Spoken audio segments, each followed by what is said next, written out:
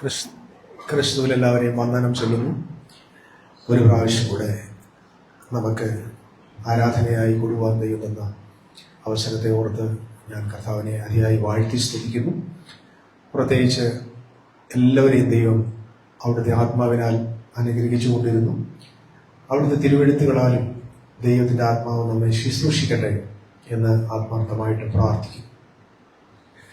കഴിഞ്ഞ ആഴ്ച വളരെ പ്രധാനപ്പെട്ട ഒരു ദൈവിക ആലോചനയിലായിരുന്നു നമ്മൾ ഒരുമിച്ച് പോയത്. വളരെ വ്യത്യസ്തമായ നിലയിൽ ദൈവത്തിൻ്റെ ആത്മാവ് നമ്മളോട് ഇടപെടുകയായിരുന്നു.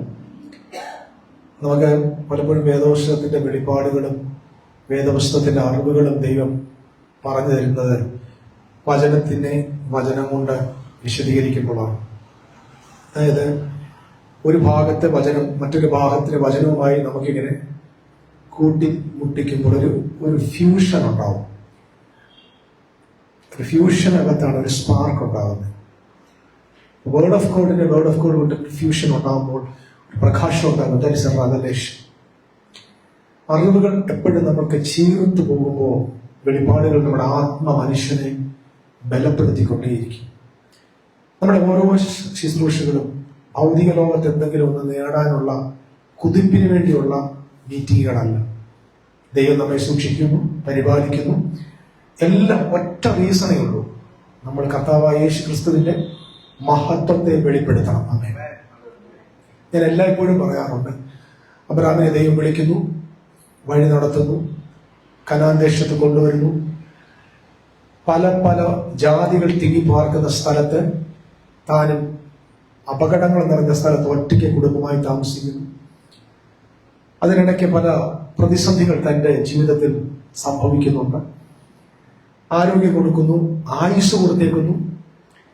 ഇടയ്ക്കിടയ്ക്ക് ദൈവം ഒരു വാഗ്ദത്തം പറയുകയും ചെയ്യും. എന്തോ വാഗ്ദത്തം? ഞാൻ നിനക്ക് ഒരു മകനെ തരും എന്നുള്ള വാഗ്ദത്തം കൊടുക്കുന്നു. അതോടൊപ്പം തന്നെ ആയുസ്സും ആരോഗ്യവും സമ്പത്തും ഭൗതിക ലോകത്തെല്ലാം ഇഷ്ടംപോലെ കൊടുക്കുന്നുണ്ട്. വലിയ സമ്പന്നനായി എന്നൊക്കെ നമ്മൾ വായിക്കുന്നുണ്ട്. അബ്രഹാം വലിയ സമ്പന്നനായി മാറിയത് എന്താണ് കാരണം? ഒരൊറ്റ കാര്യമുള്ളൂ. ഞാൻ മുമ്പ് പറഞ്ഞിട്ടുണ്ട്, പ്രാവശ്യം ആവർത്തിക്കുകയാണ്. there is a grace of God and there is a blessings of God. Old ടെസ്റ്റമെന്റിൽ നമ്മൾ കാണുന്നത് ദൈവത്തിന്റെ അനുഗ്രഹങ്ങൾ, അത് മുഴുവൻ ഭൗതിക അനുഗ്രഹങ്ങൾ. ന്യൂ ടെസ്റ്റമെന്റിൽ നമ്മൾ കാണുന്നത് ഭൗതിക അനുഗ്രഹമല്ല, മറിച്ച് ദൈവത്തിന്റെ കൃപയാണ്. ആമേൻ, ഹല്ലേലൂയ. ദൈവത്തിന്റെ കൃപ നമുക്ക് രണ്ടുകൂടെ ചേർത്ത് വായിച്ചാൽ ഇങ്ങനെ മനസ്സിലാവത്തുള്ളൂ. അബ്രഹാമിനെ അനുഗ്രഹിച്ചത്, അബ്രഹാമിന് ആയുസ്സും ആരോഗ്യവും ദൈവം കൊടുത്തത് അവിടുത്തെ കൃപ അവനിൽ വെളിപ്പെടുത്താൻ വേണ്ടിയാണ്. എന്തായിരുന്നു അത് ഏറ്റവും വലിയ കൃപ? ഒരു പുത്രനെ കൊണ്ടുവരണം. ആ പുത്രനായ ഇസഹാക്ക് പിറന്നു വരുന്നത് വരെ, ഇസഹാക്കിനെ വളർത്തിയെടുക്കുന്നത് വരെ, ഇസഹാക്ക് ദൈവത്തിന്റെ പദ്ധതിയുടെ ഭാഗമാകുന്നത് വരെ അബ്രഹാം ആയുസ്സോടെ ഇരുന്നേ പറ്റത്തുള്ളൂ. Praise Lord. ഞാൻ മുമ്പ് പറഞ്ഞിട്ടുണ്ട്, അവിടെയാണ് നീതീകരണം എന്ന വിഷയം ദൈവത്തിന്റെ പരിശുദ്ധാത്മാവ് ആദ്യമായിട്ട് രേഖപ്പെടും. ദൈവം അതവനെ നീതിയായി കണക്കിട്ടു. ഇല്ലേ? അബ്രഹാം യഹോവയിൽ എന്ത് വിശ്വസിച്ചത്? തനിക്കൊരു പുത്രനെ ലഭിക്കുമെന്ന് വിശ്വസിച്ചു. അതെങ്ങനെ? എന്താ വിശ്വാസം അതിനകത്ത്? പുത്രോത്പാദനത്തിനുള്ള ശക്തി ഇല്ലാഞ്ഞിട്ടും, അതിന്റെ കഴിവ് തന്റെ ഭാര്യയ്ക്കില്ലാഞ്ഞിട്ടും തനിക്കില്ലാഞ്ഞിട്ടും, തന്റെ നിർജീവമായ അനുഭവത്തിൽ സ്വയമായ കഴിവുകൊണ്ട് അസാധ്യമെന്ന് പറയുന്ന ഒരു കാര്യത്തെ തമ്പുരാൻ പറഞ്ഞത് കണ്ട് വിശ്വസിച്ച് ദൈവത്തിൽ വിശ്വസിച്ചപ്പോൾ തമ്പുരാൻ പറഞ്ഞു, ഇത് നിനക്ക് നീതിയാണ് കണക്ക്. എപ്പോഴും പറയാറുണ്ട്, അവിടെ നീതി എന്ന വിഷയം വന്നത് അയാളുടെ വിശുദ്ധ ജീവിതവുമായി ബന്ധപ്പെട്ടല്ല, മറിച്ചെന്താ? പുത്രനെ കൊണ്ടുവരിക. ഗലാത്യ ലേഖനം 3-ാം അധ്യായത്തിൽ വരുമ്പോൾ ആ പുത്രൻ മറ്റാരുമല്ല, അത് നമ്മുടെ കർത്താവായ യേശുക്രിസ്തു. യേശുക്രിസ്തുവിനെ നമ്മിൽ പൂർണ്ണമായി ഉരുവാക്കി കൊണ്ടുവരാൻ വേണ്ടി ഇവിടെ ഇരിക്കുന്ന നിങ്ങൾക്ക് ആയുസ്സും ആരോഗ്യവും സമ്പത്തും സുരക്ഷിതത്വവും ദൈവം തരും. Praise Lord. എന്തിന്? ഇവിടെ 100 വയസ്സ് വരെ ജീവിക്കുന്നതിനല്ല, മറിച്ചെന്താ?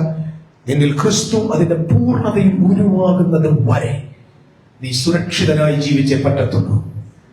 നിന്റെ ശരീരത്തെ ആരോഗ്യം തൊടാൻ പറ്റത്തില്ല. ഭൂമിയിലെ അനർത്ഥം നിന്നെ തൊടാൻ പറ്റത്തില്ല. ഒറ്റ പ്രതിസന്ധിക്ക് നിന്നെ തകർക്കാൻ പറ്റത്തില്ല. കാരണം നിന്നിൽ ആരംഭിച്ചൊരു മഹാപ്രവൃത്തി കൊണ്ട് അതിന്റെ പൂർണ്ണതയിൽ ദൈവം തെളിയിക്കട്ടെ.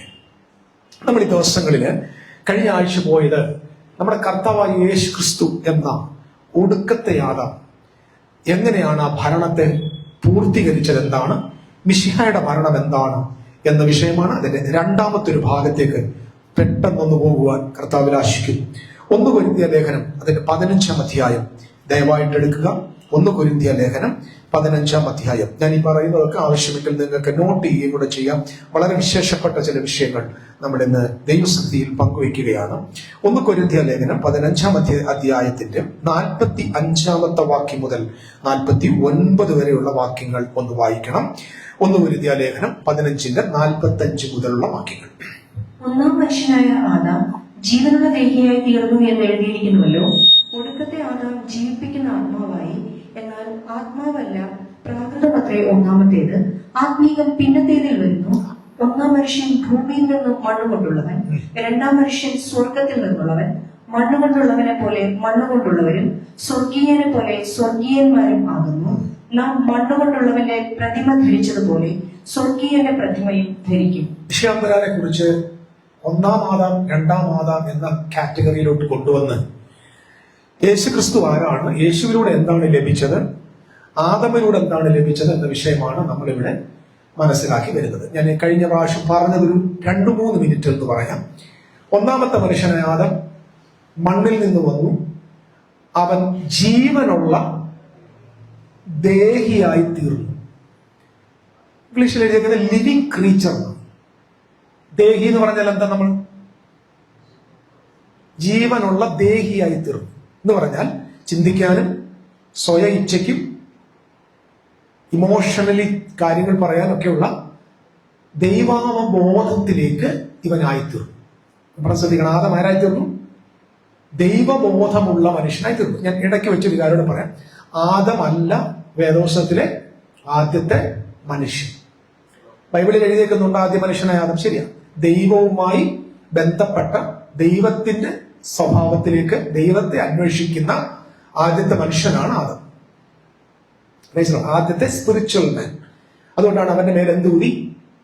മനുഷ്യൻ മണ്ണുകൊണ്ടുണ്ടാക്കി. അവൻ ആ മണ്ണുകൊണ്ടുണ്ടാക്കിയത് ദൈവം തന്നെ. മറ്റൊരു ചിന്ത കൂടെ എന്നെ ഇന്ന് രാവിലെ വന്നത് ഞാൻ ഇവിടെ സംസാരിക്കുമ്പോൾ പറയായിരുന്നു. In the beginning God created heavens and earth. ദൈവം ആകാശവും ഭൂമി സൃഷ്ടിച്ചു. ഈ ആകാശവും ഭൂമി എന്താണെന്ന് ഇതിനു മുമ്പുള്ള ഒരാഴ്ച ഞാൻ നിങ്ങളോട് പറഞ്ഞായിരുന്നു. അത് ദൈവത്തിന്റെ ആലയമാണ്. ഉൽപ്പത്തി പുസ്തകം 1-ാം അധ്യായത്തിന്റെ 7 ദിവസങ്ങൾ വരെയുള്ള പഠനം, അല്ലെങ്കിൽ 7 ദിവസത്തെ സൃഷ്ടി ദൈവ ആലയത്തിന്റെ സൃഷ്ടിയാണ്. ആമേൻ. അതിൽ 1 മുതൽ ഓരോ ദിവസവും ഓരോ സംഭവങ്ങൾ ചെയ്യുന്നുണ്ട്.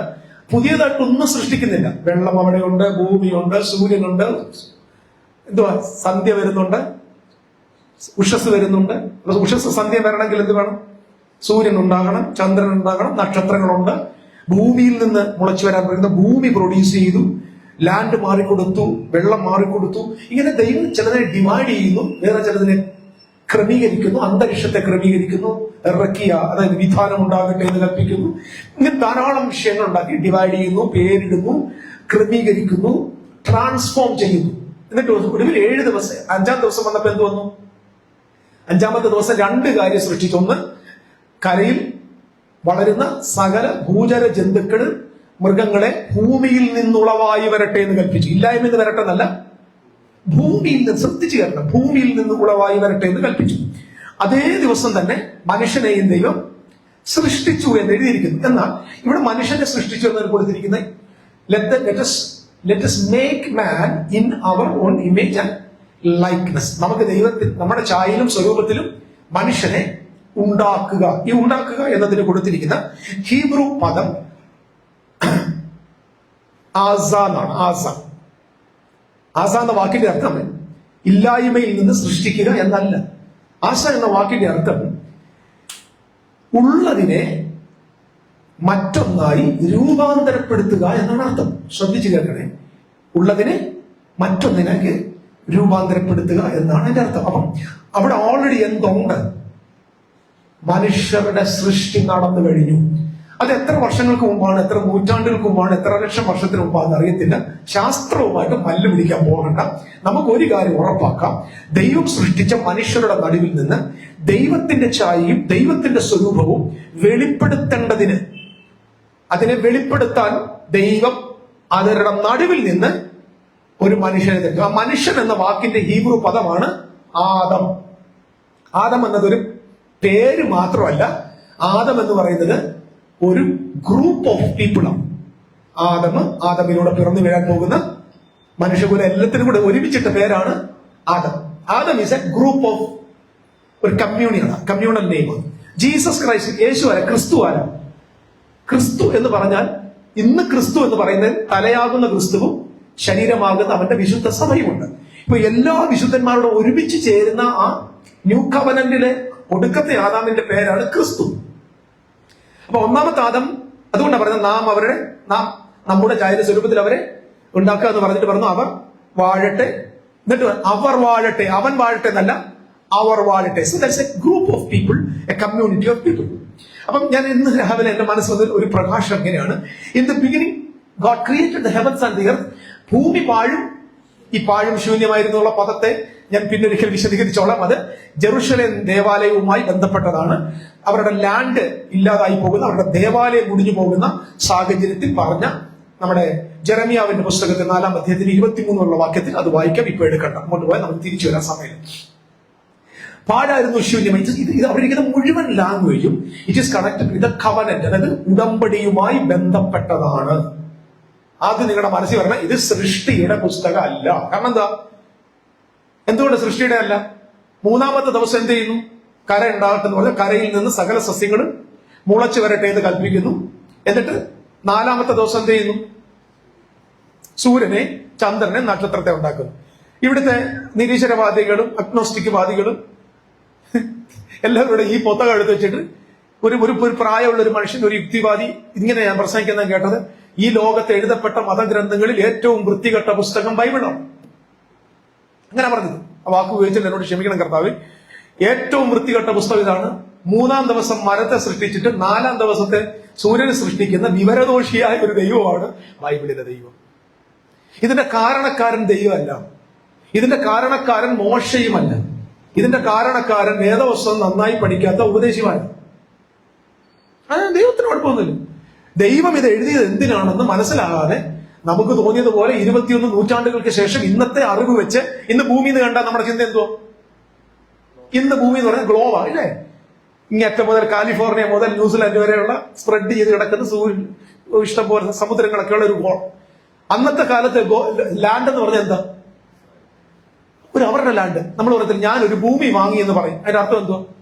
ഞാനൊരു ഗോളം വാങ്ങിയെന്നു. ഇല്ല, കാട്ടക്കടക്ക് അവിടെ എവിടെയൊക്കെ പോയി ഒരു 10 സെന്റ് സ്ഥലം വാങ്ങുമ്പോൾ നമ്മൾ പറയുന്ന പേരാണ് ഞാൻ ഭൂമി വാങ്ങിച്ചു. അപ്പൊ അവരെ സംബന്ധിച്ച് ഭൂമി എന്ന് പറഞ്ഞാൽ അവർക്ക് താമസിക്കാനുള്ള ലാൻഡ്. ഇത് മനസ്സിൽ വെച്ചേക്കുക. Praise the Lord. ഗാലക്സിയെ കുറിച്ച് അറിയത്തില്ല, സൗരയൂഥത്തെ കുറിച്ച് അറിയത്തില്ല, സൂര്യനെ കുറിച്ച് അറിയത്തില്ല, ഇതൊന്നും അവർക്ക് വാനഗോളങ്ങളെ കുറിച്ചൊന്നും അറിയത്തില്ല. അവർക്കാകെ അറിയാം ആകാശം മേളിലുണ്ട്, താഴെ ഭൂമിയുണ്ട്. മേളിൽ ദൈവം ഇരിക്കുന്നു, താഴെ ഭൂമിയിൽ മനുഷ്യൻ ഇരിക്കുന്നു. മഴ പെയ്യുന്ന എങ്ങനെയാന്ന് ഒരു ചോദിച്ചാൽ പറയും മേളിൽ കുറച്ച് വെള്ളം കെട്ടി വെച്ചിട്ടുണ്ട്, ഇടയ്ക്കിടയ്ക്ക് ദൈവം വാതിലിങ്ങനെ തുറന്ന് എന്ത് ചെയ്യും? അതിന് എഴുതിയിട്ടുണ്ട്, ഞാൻ കിളിവാതിൽ തുറന്ന് നിങ്ങളുടെ ദേശത്തിന് എന്ത് തരുമെന്ന്? മഴ തരുമെന്ന്. വെള്ളപ്പൊക്കം ഉണ്ടായപ്പോൾ നോഹയുടെ കാലത്ത് എഴുതി വെച്ചേക്കുന്ന ദൈവം ആകാശത്തിന്റെ കിളിവാതിൽ തുറന്നു. അപ്പൊ ജൂ എന്താ വിചാരിച്ചിരുന്നത്? ഇന്നത്തെ ജൂ അല്ല കേട്ടോ, അന്നത്തെ ജനത വിചാരിച്ചിരുന്നത് തമ്പുരാൻ മേളി ആകാശം പൂട്ടിയാൽ മഴയില്ല, തുറന്നാൽ മഴ കിട്ടും. അപ്പൊ മര്യാദക്ക് ഞാൻ പറഞ്ഞ അനുസരിച്ചോണം. ഇതാണ് ഞാൻ എല്ലാം കൂടെ ചേർത്ത് പറയാം. അപ്പൊ ഇങ്ങനെയാണ് ഇത് ക്രമീകരിച്ചു കൊണ്ടുവന്നത്. 5-ാമത്തെ ദിവസം എന്ത് ചെയ്തു? മനുഷ്യനെ സൃഷ്ടിച്ചതിന്റെ കൂട്ടത്തിൽ എന്ത് സൃഷ്ടിച്ചു? സകല വിധമായ മൃഗങ്ങളെയും സൃഷ്ടിച്ചു. 5-ാം നാളിൽ കടലിൽ എന്ത് സൃഷ്ടിച്ചു? കടലിൽ വലിയ തിമിംഗലങ്ങൾ ഉണ്ടാകട്ടെ. നിങ്ങൾ എപ്പോഴും ശ്രദ്ധിച്ചോളൂ, ഈ ബൈബിളില് ഉൽപ്പത്തി 1-ാം അധ്യായം 2-ാം അധ്യായം മനസ്സിലാകാതെ നമുക്ക് അങ്ങോട്ട് പോകുമ്പോൾ ഒരിക്കലും വെളിപ്പാട് ദിവസം മനസ്സിലാകാതെ. നമുക്കറിയാം പുതിയ നിയമത്തിൽ കര ഉണ്ടാകട്ടെ, കടൽ ഉണ്ടാകട്ടെ. കടലിൽ എന്തിനെ സൃഷ്ടിച്ചിട്ടുണ്ട്? വലിയ തിമിംഗലങ്ങളെ സൃഷ്ടിച്ചിട്ടുണ്ട്. ഈ തിമിംഗലങ്ങൾക്ക് വിളിക്കുന്ന പേരുണ്ട് 2 ബൈബിളിൽ. ഒന്ന് ബഹമോസ് എന്ന് പറയും, രണ്ടാമത്തത് ലിവിയാദാൻ എന്ന് പറയും. നമ്മുടെ ബൈബിൾ എഴുതിയിട്ടുണ്ട്. ഞാൻ ലിവിയാദാന്റെ തല തകർത്ത് മരുവാസിക്ക് ആഹാരം കൊടുത്തൊന്ന് നമ്മുടെ ആളോട് ചോദിച്ചാൽ അവർ പറയും അത് അവിടെ വലിയൊരു തിമിംഗലം ഉണ്ടായിരുന്നു, അതിന്റെ തല തല്ലി പൊട്ടിച്ചിട്ട് അതിന്റെ മാംസം എല്ലാം കീറി പീസ് പീസാക്കി ചിറക് കൊടുത്ത് കാടപ്പക്ഷിയെ അറുത്ത് കൊടുത്തു. ഇങ്ങനെയാ പ്രസംഗിക്കുന്നത്. പക്ഷെ യഥാർത്ഥത്തിൽ ലിവ്യാതാൻ എന്ന് പറയുന്നത് ഫറവോൻ ഇട്ട പേരാണ്. അതായത് ഇസ്രായേലിനെ ആക്രമിക്കാൻ വരുന്ന എല്ലാ മനുഷ്യരെയും മൃഗമായിട്ടാണ് കാണുന്നത്. ഇത് നിങ്ങൾ ശ്രദ്ധിച്ചോണം. ഒരുപാട് സ്ഥലത്ത് അവരെ ആരാട്ടം കാണത്തുള്ളൂ? മൃഗം. അതുകൊണ്ടാണ് വെളിപ്പാട് പുസ്തകത്തിൽ കടലിൽ നിന്നൊരു മൃഗം കയറി വരുന്നത് കണ്ടു എന്ന് പറഞ്ഞാൽ ആരെ നശിപ്പിക്കാൻ വരികയാണ്? ഇസ്രായേലിനെ നശിപ്പിക്കാൻ വരുന്നു. അത് മറ്റാരുമല്ല, ഇനിയും കടലിൽ നിന്ന് ഒരു മൃഗവും വരാനില്ല. അത് വന്നു കഴിഞ്ഞു. അത് റോമായിരുന്നു, നീറോ ആയിരുന്നു, ടൈറ്റസ് ആയിരുന്നു എന്നത് പറഞ്ഞ് ഞാൻ അപകടപ്പെടുത്തി. ഇന്ന് ഞാൻ പ്രധാനമായിട്ട് എടുക്കാൻ പോകുന്നത്, ഞാൻ പറഞ്ഞത് ഇടയ്ക്ക് വെച്ച് പറയാം, എന്റെ മനസ്സിൽ വന്നൊരു ചിന്തയാണ്, ശരിയാണെന്നില്ല, എന്നാലും നമുക്ക് തരുന്നൊരു പ്രകാശം. വെള്ളത്തിന്റെ മീതെ ആര് പരിവർത്തിച്ചുകൊണ്ടിരുന്നു? പരിശുദ്ധാത്മാവ്. ഞാൻ പല പ്രാവശ്യം ചിന്തിച്ചിട്ടുണ്ട് ഈ വെള്ളത്തിന്റെ മീതെ എന്തിനാ പരിവർത്തിക്കുന്നത്. എനിക്ക് ഇന്നൊരു ചെറിയൊരു തോട്ട് എന്റെ മനസ്സിൽ വന്നിരിക്കുകയാണ്. ബൈബിളിൽ വെള്ളം എന്നതുകൊണ്ട് ഉദ്ദേശിക്കുന്നത് ജനസമുദ്രത്തെയാണ്. എന്താണ്? ജനത്തിന്റെ കൂട്ടത്തെ എന്ത് വിളിക്കും? വെള്ളം എന്ന് പറയും. അതൊരു ലാംഗ്വേജ് ആണ്, ഏൻഷ്യന്റ് റൈറ്റിംഗ് ആണ്. അപ്പൊ വെള്ളത്തിന്റെ മീതെ ആത്മാ പരിവർത്തിക്കുക എന്ന് പറഞ്ഞാൽ, അന്ന് ഈ ഉൽപ്പത്തി എഴുതുന്നതിന് മുമ്പ്, ഈ സൃഷ്ടിയുടെ കാര്യം പറയുന്നതിന് മുമ്പ് ഭൂമിയിൽ എന്തുണ്ട്? മനുഷ്യരുണ്ട്, മൃഗങ്ങളുണ്ട്, സസ്യങ്ങളുണ്ട്, സൂര്യനുണ്ട്. എത്രയോ വർഷങ്ങളായിട്ടുണ്ട്. ഞാൻ വിചാരിക്കുന്നു മനുഷ്യകുലത്തെ അതിന്റെ മീതെ, ആ മനുഷ്യകുലം എന്ന വെള്ളത്തിന്റെ പുറത്ത് എന്ത് എന്ത് എന്ത് എന്ത് വ്യാപരിക്കുക? പരിശുദ്ധാത്മ വ്യാപരിച്ചുകൊണ്ടിരിക്കുക.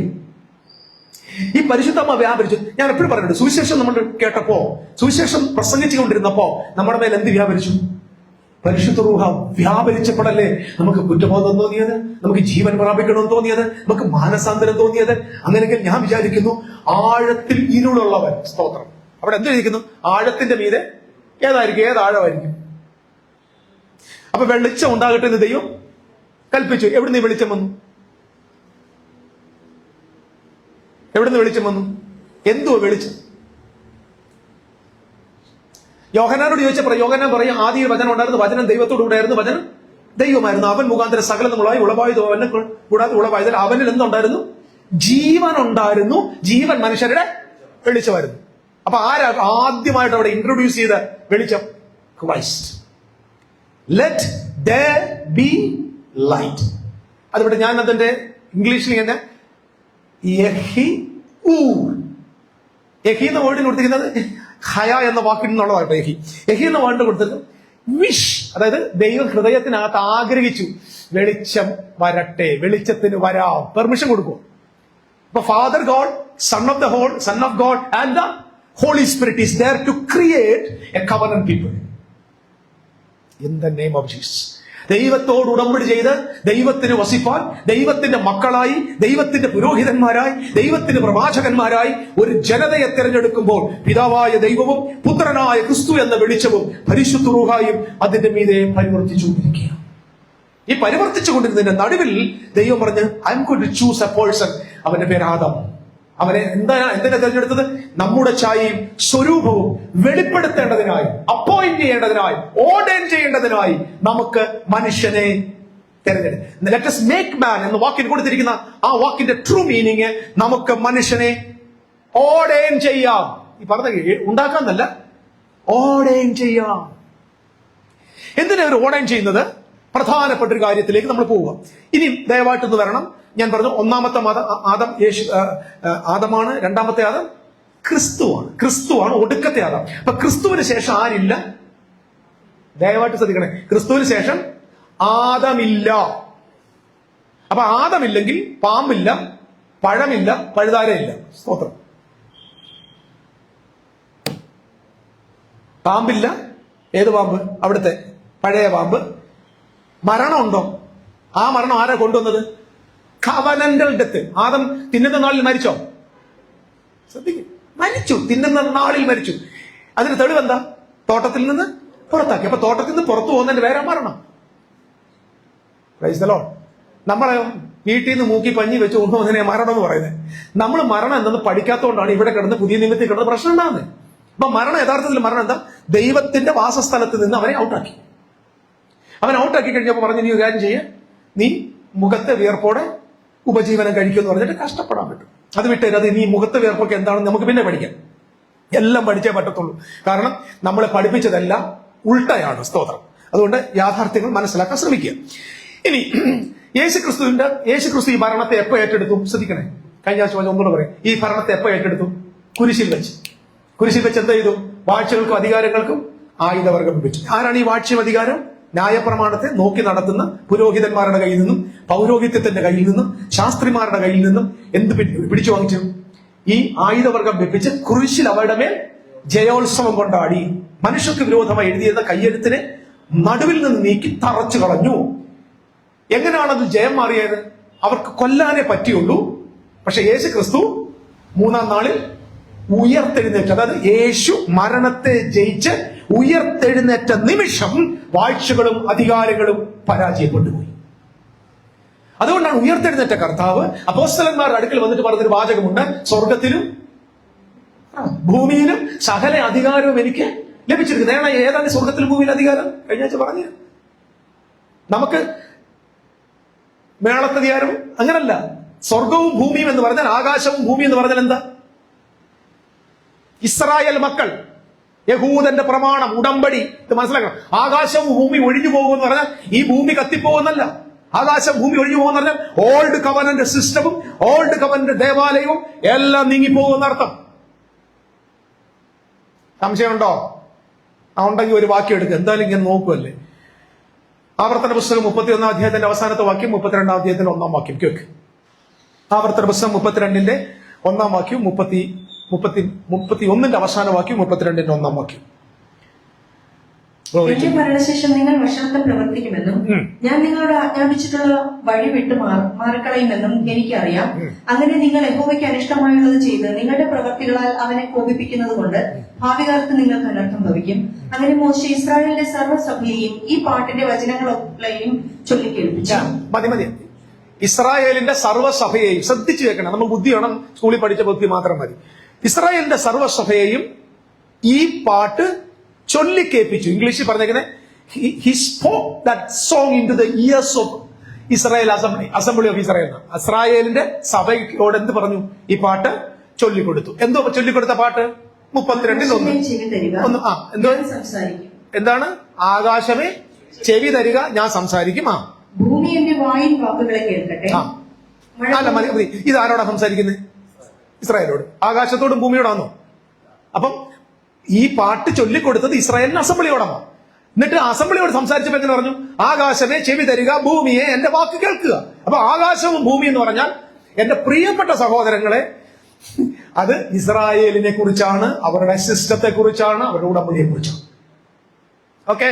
അപ്പൊ ആകാശത്തിലും ഭൂമിയിലും സകല അധികാരവും എനിക്ക് ലഭിച്ചെന്ന് പറഞ്ഞാൽ അർത്ഥം എന്താ? ഇസ്രായേലിന്റെ സകല അധികാരവും ഒടുക്കത്തെ ആദാം എന്ന നിലയിൽ ഞാൻ കൈവശപ്പെടുത്തിയിരിക്കുന്നു. ആകയാൽ നിങ്ങൾ പുറപ്പെട്ട് സകല ആളുകളെ എന്താക്കിക്കൊള്ളാൻ പറഞ്ഞു? ശിഷ്യരാക്കാൻ പറഞ്ഞു. എന്ന് പറഞ്ഞാൽ ഇനി അവരെ ബന്ധിക്കാൻ പ്രമാണത്തിനും പൗരോഹിത്യത്തിനോ ഒരു സിസ്റ്റത്തിനും പറ്റത്തില്ല. നിങ്ങൾ പുറപ്പെടുക, എന്നെ ശിഷ്യന്മാരാക്കുക, ഞാൻ കൽപ്പിച്ചതൊക്കെയും പ്രമാണിപ്പാൻ തക്കവണ്ണം ഉപദേശിച്ച് ശിഷ്യരാക്കാൻ പറഞ്ഞു, സ്നാനപ്പെടുത്താൻ പറഞ്ഞു. എന്ന് പറഞ്ഞാൽ കമ്മ്യൂണിറ്റിയിലെ കൂട്ടിക്കൊള്ളാൻ പറഞ്ഞു. ആ കർത്താവ് അന്ന് മുതൽ ആരംഭിച്ച 40 ദിവസത്തെ ഒരു ശക്തമായ ഭരണമുണ്ട്. സ്വർഗാരോഹണം ചെയ്ത ക്രിസ്തു സ്വർഗത്തിലും അവന്റെ 12 ശിഷ്യന്മാർ എവിടെ? 12 ശിഷ്യന്മാർ ഭൂമിയിലും ഈ ശുശ്രൂഷ ചെയ്തുകൊണ്ടിരുന്നു. ലോകത്തിന്റെ എല്ലാ വൻകരകളിലും അവർ പോയി പ്രസംഗിച്ചു. അവർ സുവിശേഷത്താൽ ലക്ഷക്കണക്കിന് ആളുകളെ നേടി. ആ നേടിയവരുടെ ഒരു കൊച്ചു വിവരണമാണ് വെളിപ്പാട് പുസ്തകത്തിൽ നമ്മൾ വായിക്കുന്നത്. 12 ഗോത്രങ്ങളിൽ നിന്ന് 144,000 പേർ. അവരെ ബൈബിൾ വിളിക്കുന്നു ആ ജാതികളുടെ നടുവിൽ നിന്ന്, വംശങ്ങളുടെ നടുവിൽ നിന്ന് ദൈവം തനിക്കായി വേർതിരിച്ച ആദ്യ ഫലമാണ്. എന്താണ്? ഇതിനി ഭാവിയിൽ സംഭവിക്കാൻ പോവാണെന്നും ഇനി ഇസ്രായേലിനെ വിടുവിക്കുന്നൊക്കെ പറഞ്ഞ ആളുകൾ കബളിപ്പിക്കുന്നുണ്ട്. Nothing will happen because there is no such Israel in the world. ഇന്ന് ദൈവത്തിന്റെ ഇസ്രായേൽ അവന്റെ സഭയാണ്. ആമേൻ. ലോകത്തിന്റെ വിവിധ ഭാഗങ്ങൾ വന്ന് താമസിക്കുന്ന, ഇന്ന് പാലസ്തീനിൽ താമസിക്കുന്നവരല്ല ഇസ്രായേലിയർ. ദൈവത്തിന്റെ യഥാർത്ഥ ഇസ്രായേൽ ആരാണ്? അവന്റെ സഭയാണ്. അതിന്റെ തെളിവെന്താണ്? യോഹന്നാന്റെ സുവിശേഷം 15 അധ്യായത്തിന് 1 വാക്യത്തിൽ യേശു എന്താ പറഞ്ഞത്? ഞാൻ സാക്ഷാൽ മുന്തിരിവള്ളിയും എന്റെ പിതാവ് തോട്ടക്കാരനാകുന്നു. നിങ്ങൾ എവിടാണ്? നിങ്ങൾ എന്നിൽ വസിക്കുന്ന കൊമ്പുകളാണ്. Praise the Lord. അപ്പം മുന്തിരിവള്ളി യഥാർത്ഥത്തിൽ ആരാണ്? യെശയ്യാവിന്റെ പറഞ്ഞ 5-ാം വാക്യം എടുക്കണ്ട. 5-ാം തീയതി പറഞ്ഞെന്തോ? ഞാൻ മിസ്രയീമിൽ നിന്നൊരു വിശേഷമായ മുന്തിരിവള്ളി കൊണ്ടുവന്നു, ജാതികളെ നീക്കി അവരെ നട്ടു, വളമിട്ടു, എല്ലാം പരിപാലിച്ചു. പക്ഷെ കായ്ച്ചത് പച്ച കാട്ടുമുന്തിരിങ്ങ പിടിച്ചു. അപ്പൊ വിശേഷമേറിയ മുന്തിരിവള്ളി ആരാണ്? മിസ്രയീമിൽ നിന്ന് കൊണ്ടുവന്ന വിശേഷമേറിയ മുന്തിരിവള്ളി ആരാണ്? ഇസ്രായേലാണ്. അപ്പൊ യേശു ക്രിസ്തു ഇപ്പൊ പറയുന്നോ, ആ നിൽക്കുന്നവന്മാരല്ല ഒറിജിനൽ ഇസ്രായേൽ, ഞാനാണ് ഒറിജിനൽ ഇസ്രായേൽ. ഇനി നിങ്ങൾ ഈ ഭൂമിയിലല്ല താമസിക്കേണ്ടത്, നിങ്ങൾ എന്നിൽ വസിച്ചാൽ ഫലം കൊടുക്കാം. എന്നിൽ വസിക്കാത്ത കൊമ്പുകളെ ഒരു കൊമ്പ് പോലെ പുറത്ത് കളഞ്ഞ് തീയിലിട്ട് കത്തിച്ചു കളയും. അപ്പൊ എവിടെ വസിക്കാൻ പറഞ്ഞു? ക്രിസ്തുവിൽ വസിക്കാൻ പറഞ്ഞു. മനസ്സിലാന്ന് ഞാൻ പറഞ്ഞു വരുന്നേ. അപ്പൊ ട്രൂ ഇസ്രായേൽ ആരാണ്? വീണ്ടും വീണ്ടും പറയുന്നത് നമ്മുടെ അകത്ത് ഇത് വന്നിരിക്കണം. കാരണം we should know the truth. അസത്യങ്ങളുടെ നടുവിലാണ് നമ്മൾ നിൽക്കുന്നത്, പോഷത്വങ്ങളുടെ നടുവിലാണ് നിൽക്കുന്നത്. സത്യത്തിന് വേണ്ടി ഒരു കൊച്ചുകൂട്ടം, അഭിമാനത്തോടെ ഞാൻ പറയാം, ഈ സത്യം ലോകം മൊത്തം എതിര് നിന്നാലും, ഞാൻ ഒറ്റയ്ക്ക് പോയി എവിടെയെങ്കിലും ഒറ്റയ്ക്ക് താമസിക്കേണ്ടി വന്നാലും, I will teach this message again and again and again till I die. കാരണം അടുത്ത തലമുറയെങ്കിലും ഇത് സ്വീകരിച്ചുകൊണ്ട് പോയി കർത്താവിന്റെ മഹത്വത്തെ വെളിപ്പെടുത്തണം. ആമേൻ. Hallelujah, hallelujah. അസത്യമുള്ളടുത്ത് ആത്മാവ് വ്യാപരിക്കുന്നത്. ഞാൻ മനസ്സിലാക്കിയത് പരിശുദ്ധാത്മാവിന്റെ പേര് സത്യത്തിന്റെ ആത്മാവെന്നാണ്. അങ്ങനെയാണെങ്കിൽ അസത്യം വളർന്നെടുത്ത് എന്ത് ആത്മാവായിരിക്കും വ്യാപരിക്കുന്നത്? Fill in the blanks with suitable words. ഇനി ഇയാളെ ദൈവം പറഞ്ഞു, നാം നമ്മുടെ ചായല സ്വരൂപത്തിൽ മനുഷ്യരെ എന്ത് ചെയ്യാം? അപ്പോയിന്റ് ചെയ്യാം. ഈ അപ്പോയിന്റ് ചെയ്യാന്ന് പറഞ്ഞിട്ട് എന്തോ ഭരണം. അങ്ങോട്ട് നോക്കിക്കേ. നമുക്ക് കർത്താവിന്റെ ഭരണം ഞാൻ പറഞ്ഞു 40 വർഷമാണ്. ആ 40 വർഷത്തെ ശേഷം ഈ ഭരണം അവസാനിക്കുന്നത് നമ്മൾ കഴിഞ്ഞ പ്രാവശ്യം വായിച്ചു. അവസാനിച്ചിട്ട് അത് എന്തു ചെയ്യും? രാജ്യം പിതാവിനെ ഏൽപ്പിക്കും. വാഴ്ചകൾക്കും അധികാരങ്ങൾക്കൊക്കെ നീക്കം വരുത്തി ഒടുക്കത്തെ ശത്രുവായ മരണം നീങ്ങിപ്പോയി. എന്നിട്ട് ആ ഉടമ്പടി, ആ രാജ്യം, അത് ആദമിന്റെ രാജ്യം അവസാനിപ്പിച്ചിട്ട് ആ സിസ്റ്റത്തെ മൊത്തം ഇല്ലാതാക്കി, അത് മുഖാന്തരം കൊണ്ടുവന്ന മരണവും കാൽ കീഴാക്കി കർത്താവ് എന്ത് ചെയ്യാൻ തുടങ്ങി? ഫാദർ അടുത്ത കിങ്ഡത്തിന്റെ മാൻഡേറ്റ് ആരുടെ കൊടുത്തു? ക്രൈസ്റ്റ് കൊടുത്തു. His eternal kingdom. Oh my God. നിയമം വെച്ച് വാഴുകല്ല, ജീവൻ വെച്ച് വാഴുക. ആദാമിന്റെ ലോകത്ത് മരണം പാപം നിമിത്തമാണു എങ്കിൽ ക്രിസ്തുവിന്റെ ലോകത്ത് നീതി തന്റെ നിത്യജീവനായി വാഴുകയാണ്. ഇപ്പൊ ന്യൂ കവനന്റിൽ മരണം വാഴുന്നില്ല, ന്യൂ കവനന്റിൽ നിത്യജീവനാണ് വാഴുന്നത്. നമ്മുടെ ഒന്നും സഭകൾ ഇത് പഠിപ്പിക്കാറില്ല. പൊതുവായിട്ട് നിത്യജീവൻ എവിടെ പോകുമ്പോൾ കിട്ടുമെന്ന്, അവിടെ ചെന്ന് കിട്ടും. അല്ല, നിങ്ങൾക്ക് നിത്യജീവൻ ഉണ്ടെന്ന് നിങ്ങൾ അറിയേണ്ടതിന് ലേഖനം എഴുതിയിരിക്കുന്നു Yohannan. You have eternal life. ഏകസത്യ ദൈവമായ അങ്ങയെയും അവിടുന്ന് അയച്ച യേശു ക്രിസ്തുവിനെയും അറിയുന്നത് നിത്യജീവനാണ്. You have relationship with the father. നിങ്ങളിപ്പോ ഇവിടെ ഇരിക്കുമ്പോ നിങ്ങൾ ഒറ്റയ്ക്കല്ലിരിക്കുന്നത്, നിങ്ങൾ ക്രിസ്തുവിലിരിക്കുന്നു, ക്രിസ്തു നിങ്ങളിലിരിക്കുന്നു, നിങ്ങളും ക്രിസ്തുവും പിതാവിലിരിക്കുന്നു. Oh glory to God. പിതാവിന്റെ അകത്ത്, പിതാവിനോട് പ്രപഞ്ചം സൃഷ്ടിച്ചവന്റെ ഉള്ളിൽ നിങ്ങൾ ഇരിക്കുന്നു. നമ്മുടെ സെൻസ് കൊണ്ട് മനസ്സിലാവത്തില്ല. You should understand in the spirit and receive it by faith. അതുകൊണ്ടാണ് ഇത് വിശ്വാസമാർഗം എന്ന് പറയുന്നത്. ഇത് കാണിച്ചു കൊടുക്കാൻ പറ്റത്തില്ല. ഇതിനകത്ത് ആലയം കാണിക്കാനില്ല, യാഗം കാണിക്കാനില്ല, നിത്യജീവനെ കാണിക്കാനില്ല, പാപമോചനം കിട്ടിയൊന്നും അറിയത്തില്ല, പുരോഹിതം പോന്നോ വരുന്നോ അറിയത്തില്ല. ആകെ ഒന്നറിയാം, ക്രിസ്തു മഹത്വത്തിന്റെ പ്രത്യാശ നമ്മുടെ ഉള്ളിൽ വസിക്കുന്നു. എല്ലാം വിശ്വാസത്താൽ അറിയുന്നു. Praise the Lord. അപ്പൊ ആദമിക കിങ്ഡം എന്താണെന്നുള്ളത് അടുത്തൊരു പോർഷനിലേക്ക് പെട്ടെന്ന് പോവാം. വായിക്കാം. ഉൽപ്പത്തി പുസ്തകം 1-ാം അധ്യായത്തിന്റെ 26-ാം വാക്യം വളരെ പ്രധാനപ്പെട്ട ഒരു വാക്യമാണ്. ആ വാക്യത്തിന്റെ തനതായ ഒരു അർത്ഥം നമുക്കിന്ന് സന്ധ്യയിൽ മനസ്സിലാക്കാം. അനന്തരം ദൈവം, നാം നമ്മുടെ സ്വരൂപത്തിൽ നമ്മുടെ സാദൃശ്യപ്രകാരം മനുഷ്യനെ ഉണ്ടാക്കുക. അവർ സമുദ്രത്തിലുള്ള മത്സ്യത്തിന്മേലും ആകാശത്തിലുള്ള പർവ്വജാതിയിന്മേലും മൃഗങ്ങളിന്മേലും സർവ്വഭൂമിയിന്മേലും ഭൂമിയിൽ ഇഴയുന്ന എല്ലാ ഇഴജാതിയിന്മേലും വാഴട്ടെ എന്ന് കൽപ്പിച്ചു. എല്ലാവരും ശ്രദ്ധിച്ചോണം. എന്റെ കൊച്ചിലെ മുതൽ എനിക്ക് മനസ്സിലാകാത്തൊരു കാര്യം ഞാൻ ആദ്യമായിട്ട് നിങ്ങളോട് അങ്ങ് പറയുക. സ്തോത്രം. എന്തോ വാഴട്ടെ എന്ന് പറഞ്ഞേക്കുന്നത്? ഭൂമിയിലുള്ള സകല മൃഗങ്ങളുടെ മേൽ വാഴണം, ആകാശത്തിലെ പറവയുടെ മേലും, ശ്രദ്ധിക്കൂ, ഭൂമിയിൽ സഞ്ചരിക്കുന്ന സകല ഇഴജാതിയുടെ മേലും, സകല ഭൂചര ജന്തുക്കളുടെ മേലും, പിന്നെ സമുദ്രത്തിലെ മത്സ്യങ്ങളുടെ മേലും വാഴട്ടെ. അപ്പൊ ഇതിനകത്ത് പ്രധാന വിഷയം, ആദമിനെ ആരാക്കി മാറ്റി? മൂക്കിൽ ജീവശ്വാസം ഊതി ദൈവത്തിന്റെ മനുഷ്യനാക്കി മാറ്റി, സ്പിരിച്വൽ മാനാക്കി മാറ്റി. എന്നിട്ട് ഇയാളോട് പറയാ, നീ എന്ത് ചെയ്യണം? ഭൂമിയിലുള്ള സകല ആളുകളെയും നീ നിന്റെ സബോർഡിനേറ്റ്സ് ആണ്, എല്ലാത്തിനെയും വാഴണം. അപ്പൊ ഈ മൃഗം എന്ന ഒരു ബീസ്റ്റ് ലാംഗ്വേജ് ബൈബിൾ എവിടെ നിങ്ങൾ നോക്കിയാലും, ബീസ്റ്റ് എന്ന് പറയുന്നത് it is connected to the people. Amen. യഹൂദ ബാലസിംഹം വായിച്ചിട്ടില്ലേ? ബെന്യാമീൻ കടിച്ചു കീറുന്ന ചെന്നായി, ഇസാക്കാർ അസ്ഥിബലമുള്ള കഴുത, നഫ്താലി പേടമാൻ. കണ്ടിട്ടില്ലേ? ഇവരൊക്കെ എന്തോ വിളിച്ചിരിക്കുന്നത്? ഇതെല്ലാം പുതിയ നിയമമായിട്ട് കണക്ഷൻ ഉണ്ട് കേട്ടോ. നമുക്ക് കുറച്ച് പോകാം. അപ്പൊ ഇത് എല്ലാരും വിളിക്കുന്നത്, യേശുക്രിസ്തുവിനെ വിളിക്കുന്ന പേരെന്താ? ലോകത്തിന്റെ പാപത്തെ ചുമക്കുന്ന ദൈവത്തിന്റെ കുഞ്ഞാട്. വെളിപ്പാട് പുസ്തകത്തിൽ വന്നപ്പോൾ പുള്ളിയുടെ പേരെന്തായി? യഹൂദ ഗോത്രത്തിൽ. എന്തിനാ അവിടെ യഹൂദ ഗോത്രത്തിൽ സിംഹമായത്? വെളിപ്പാട് പുസ്തകത്തിൽ നല്ല മണിക്കും അല്ല വന്നത്. ഇച്ചിരി വൈകിട്ടാ പുള്ളി ന്യായം വിധിക്കാൻ വന്നേക്കുക സൂത്രം. കാരണം ഇസ്രായേലിന്റെ ജഡ്ജ്മെന്റിന്റെ ടൈമാ. സോ അവിടെ യേശുവിന്റെ മുഖം എന്തുവായി? Wild animal. പാപത്തെ പരിഹരിക്കാൻ വന്നപ്പോൾ യോഹന്നാൻ പറഞ്ഞു അത് വൈൽഡ് അനിമൽ അല്ല, പാപം ചുമക്കുന്ന ദൈവത്തിന്റെ കുഞ്ഞാടാണ്. സോ ഓരോ സ്ഥലത്ത് ഓരോരുത്തരുടെ പ്രവർത്തിക്ക് തക്കതായിട്ട് ഈ രൂപത്തെ മാറ്റുന്നതായി കാണാം. സോ ഇവിടെ നമ്മൾ എല്ലായിടത്തും എന്താ ഈ മൃഗവുമായി ബന്ധപ്പെട്ട് ആദമിന് എന്താണെന്നുള്ളത് പറയാം. ഇതൊരു ഉടമ്പടിയുമായി ബന്ധപ്പെട്ട ഒരു പ്രധാനപ്പെട്ട വാക്യമാണ്. സാധാരണ ആകാശത്തിലെ പറവയെ നമുക്ക് വാഴാൻ പറ്റിയിട്ടുണ്ടോ? പണ്ടൊക്കെ ഞാൻ പഠിപ്പിച്ചെന്നറിയുമ്പോൾ ആദം പാപം ചെയ്തതിന് മുമ്പ് കാക്കയെ വിളിച്ചാൽ കാക്ക കൈ വന്നിരിക്കുമായിരുന്നു, പരുന്തിനെ വിളിച്ചാൽ പരുന്ത് വേറെ വരുമായിരുന്നു, അയിലമീനൊക്കെ പറന്ന് വന്ന് ചട്ടിക്കകത്ത് വീഴും. ഞാൻ ഇങ്ങനെ പ്രസംഗിച്ചിട്ടുണ്ട്. എല്ലാം ഞാൻ തിരുത്തി പറയും സ്വോത്രം. കാരണം വാഴാനുള്ള പവർ ഉള്ളതുകൊണ്ടേ. വലിയ സ്രാവിനോടൊക്കെ കയറി വാടാന്ന് പറയുമ്പോൾ സ്രാവിക്ക് കയറി വരുമായിരുന്നു. പുള്ളി കറുത്ത് സിംഹം വാലാട്ടി നിൽക്കുമായിരുന്നു. പുലി ഇങ്ങനെ. ഇത് ഞാൻ പഠിച്ചല്ലേ, എന്നെ ഇവരൊക്കെ പഠിപ്പിച്ച. അപ്പൊ എന്റെ ജീവിതകാലത്ത് തിരുത്തിട്ട് പോകാം. എന്തോ ഈ സംഭവം? ആകാശത്തിലെ പറവ, സമുദ്രത്തിലെ മത്സ്യങ്ങൾ, ഇഴജാതികൾ, സകല കാട്ടുമൃഗങ്ങൾ വാഴുവാൻ അധികാരം കൊടുത്ത് നീ ഡൊമൈൻ ചെയ്യണം. എന്തോ ഈ ഡോമിനേഷൻ? നമുക്ക് 1-2 വാക്യങ്ങൾ ബൈബിളിൽ നിന്നെടുത്ത് വിശദീകരിക്കാൻ നോക്കാം. ആദ്യമായി നാം മനസ്സിലാക്കേണ്ടത് ഹോശേയ പ്രവചനം അതിന്റെ 2-ാം അധ്യായത്തിന്റെ 18 മുതലുള്ള വാക്യങ്ങൾ ഒന്നെടുക്കണം. ഹോശേയ പ്രവചനം 2-ാം അധ്യായത്തിന്റെ 18 മുതലുള്ള വാക്യം പെട്ടെന്നൊന്ന് പോണേ. അന്നാളിൽ ഞാൻ അവർക്ക് വേണ്ടി കാട്ടിലെ മൃഗങ്ങളോടും ആകാശത്തിലെ പക്ഷികളോടും നിലത്തിലെ ഇഴജാതികളോടും ഒരു നിയമം ചെയ്യും. ഞാൻ വില്ലും വാളും. മതി ഒറ്റ മിനിറ്റ്. അന്നാളിൽ ഒന്ന് വായിച്ചേ.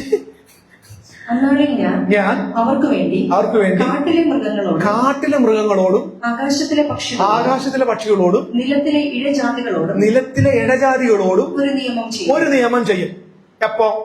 അന്നാളിൽ. ഇത് ദൈവസന്നിധിയിൽ നഷ്ടപ്പെട്ടു പോയ 12 ഗോത്രങ്ങളെ 10 ഗോത്രങ്ങളെ തിരിച്ചു കൊണ്ടുവരുന്ന ഒരു നടപടിയുണ്ട്. ഇത് ന്യൂ കവനന്റ്. ഇത് ന്യൂ കവനന്റ്. അതിന്റെ തെളിവുണ്ടെങ്കിൽ താഴോട്ടങ്ങ് വായിച്ചേ. അതിന്റെ അവസാനത്തെ വാക്യം ഒന്ന് വായിച്ചേ. ഞാൻ അവരെ എനിക്കായി എവിടെ വിതയ്ക്കും? ദേശത്ത് വിതയ്ക്കും. കരുണ ലഭിക്കാത്തവളോട് കരുണ കാണിക്കും. എന്റെ ജനമല്ലാത്തതിനോട് നീ എന്റെ ജനം എന്ന് പറയും. ഇത് എവിടെ ഫുൾഫിൽ ആയത്? 1 പത്രോസിന്റെ ലേഖനം 2-ാം അധ്യായത്തിലാണ്. അന്ധകാരത്തിൽ നിന്ന് അത്ഭുത പ്രകാശത്തിലേക്ക് വിളിച്ചവന്റെ സദ്ഗുണങ്ങളെ ഘോഷിപ്പാൻ തക്കവണ്ണം തെരഞ്ഞെടുക്കപ്പെട്ട ജാതി രാജകീയ പുരോഹിത വർഗവുമാകുന്നു എന്ന് പറഞ്ഞിട്ട് പറയുക. ഇത് ആർക്കെഴുതിയത്? പത്രോസ് ചിതറി പാർക്കുന്ന ഗോത്രങ്ങൾക്ക് എഴുതുക. ലേഖനം ആദ്യം വായിക്കണം. അവരോട് പറയുന്നു, നിങ്ങൾ ഒരിക്കൽ ദൈവത്തിന്റെ സ്വന്തം ജനമല്ലായിരുന്നു, ഇപ്പോൾ നിങ്ങൾ ജനമായി. കരുണ ഇല്ലാത്തവരായിരുന്നു, ഇപ്പോ കരുണ ലഭിച്ചു. സദ്ഗുണങ്ങളെ ഘോഷിപ്പാൻ തെരഞ്ഞെടുക്കപ്പെട്ട ജാതി. മീൻസ് എന്താ? ഹോശേയയിൽ പറഞ്ഞിരിക്കുന്ന പ്രവചനം അപ്പോസ്തലന്മാരിലൂടെ പൂർത്തീകരിക്കപ്പെടുന്നു. ആമേൻ. സീരിയസ്ലി ബൈബിൾ പഠിക്കുക. മറ്റൊരു പ്രധാന കാര്യം പറയാം. ഇസ്രായേൽ മുഴുവൻ മടങ്ങി വന്നു.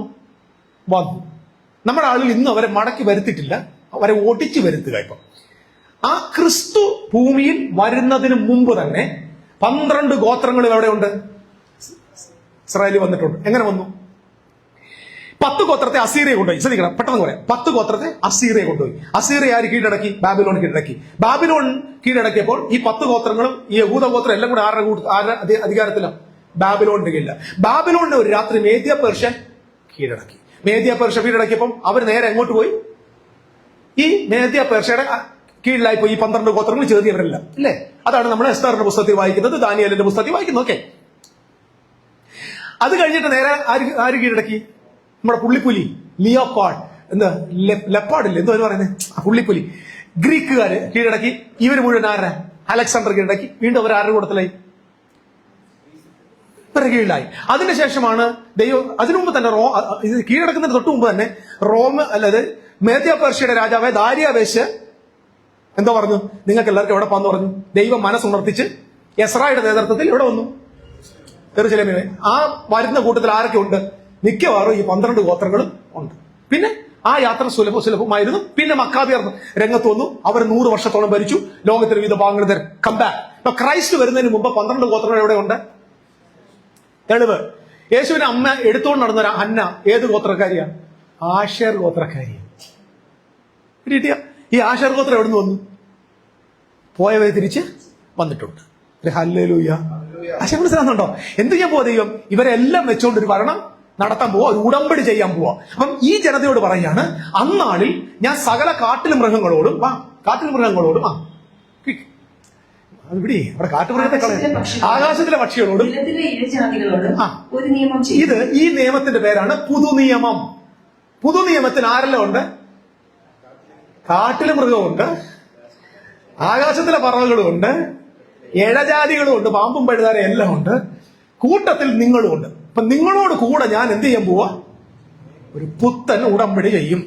അപ്പം അങ്ങനെയാണെങ്കിൽ നമ്മൾ ആദമിന്റെ അടുത്തേക്ക് പോകുമ്പോൾ ആദം എന്തിനെയാണ് ഭരിക്കാൻ പറഞ്ഞത്? എടാ, ഒന്നാമത്തെ ഉടമ്പടിയിൽ ഈ വാഴുന്നവരെല്ലാം നിന്റെ എന്തായിരിക്കണം?